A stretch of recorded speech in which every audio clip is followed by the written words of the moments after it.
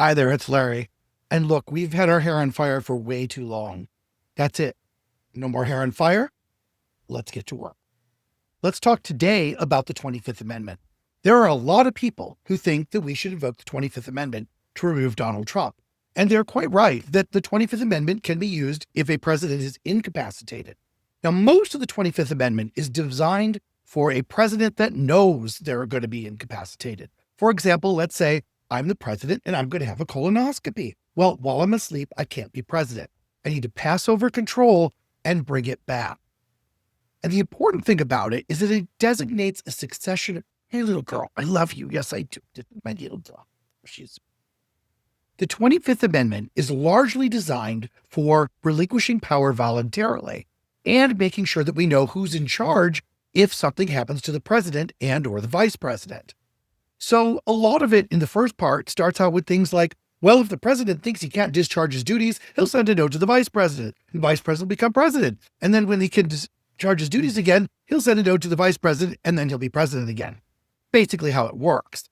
Now, a lot of people are fixated on this idea of involuntarily removing the president via the 25th Amendment. Now, that can be done, but let's talk about how it works. In order for that to happen, the first thing that has to happen is a majority of the cabinet plus the vice president have to decide the president cannot discharge the duties of his office. They have to send a notice to Congress. There's a lot of back and forth. So I'm going to skip some of the details, but get to the high level things that are most important.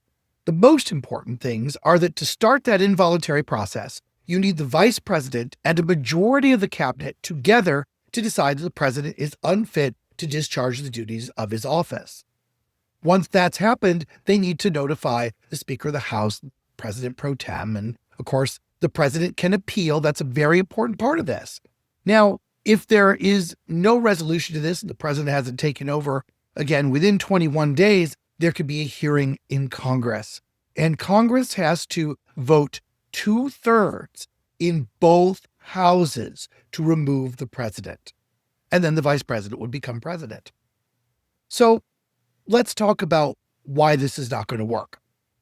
First of all, who appointed everybody in the cabinet? Donald Trump did. Who chose J.D. Vance as his running mate? Donald Trump did. So what you're asking in order to start the process is that a bunch of people who are very loyal to Donald Trump for having benefited from his largesse to turn against him like in Julius Caesar. Is that likely to happen? I don't think so, unless something really, really, really extreme happened. But let's say it did. And let's say president appealed and the back and forth happens and we get to the final piece. Will 2/3 of Congress vote to remove Donald Trump? And my guess is absolutely not.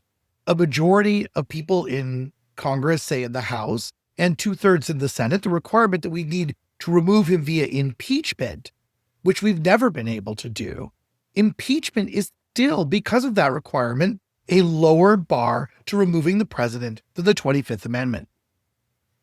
Now let's consider what happens to the cabinet and J.D. Vance. So J.D. Vance and a majority of the cabinet have turned against Donald Trump.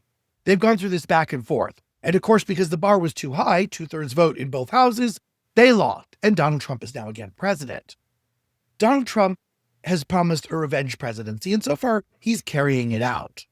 He has basically said, I am your retribution. Do you think he's going to give these people a pass? I think not. And knowing these people, because by and large, they're pretty much cowards, like Marco Rubio and the rest, they're not going to have any principles or any stand, or certainly not even any personal risk. They're going to do whatever Donald Trump wants, which means they're not going to suggest the 25th Amendment. So that is why the 25th Amendment won't work. Now let's stop talking about stupid things like the impeachment and the 25th Amendment, not because they're not good ideas, but because we don't have the votes for them. Let's talk about the things that we can actually do.